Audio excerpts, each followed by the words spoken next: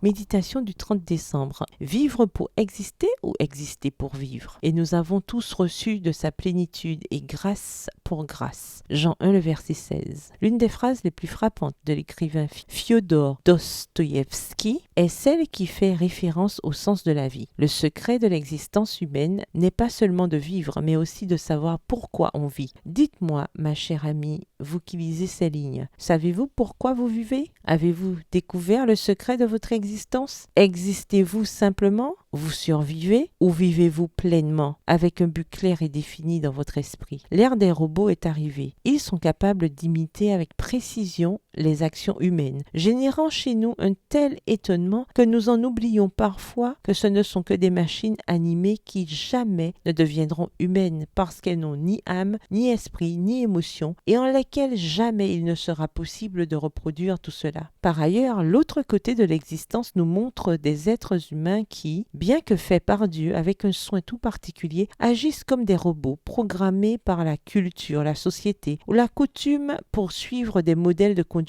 qui éloignent de la sensibilité humaine qui donne à la vie une qualité et un sens. C'est à travers le Saint-Esprit que nous entrons en contact avec Dieu et avec ceux qui nous entourent. Mais de nombreuses personnes, dont des femmes chrétiennes, semblent se contenter de présenter un visage froid, indifférent et frivole. Des mannequins humains qui marchent dans les rues, indifférents aux besoins d'autrui. Des mères robotisées qui suivent les routines du foyer, mais qui sont étrangères à la solitude de l'enfant. Et qui, sévères et implacables, appliquent la discipline sans miséricorde. Des gens qui existent parce qu'ils respirent, qui se déplacent et agissent, mais sans profiter des petits plaisirs de la vie. C'est un panorama désolant. Aujourd'hui, il est temps de vivre et pas seulement d'exister. Vous avez le droit de vivre intensément en appréciant votre communion avec Dieu. Réjouissez-vous de ce qu'il vous donne à chaque instant. Profitez de la vie en aimant. Gardez et recréez de bons souvenirs. Gardez et recréez de bons souvenirs. Apprenez de vos erreurs. Réconfortez, accompagnez, montrez de l'affection. Traduisez votre essence de femme en tout ce que vous dites et faites. Appréciez ce que vous avez. Remerciez pour ce que vous n'avez pas et surtout, reconnaissez que vous êtes une fille de Dieu, aimée et pleine de grâce. Pourquoi vous contenter d'exister si vous pouvez vivre votre vie pleinement? Bonne journée, que l'Éternel vous bénisse.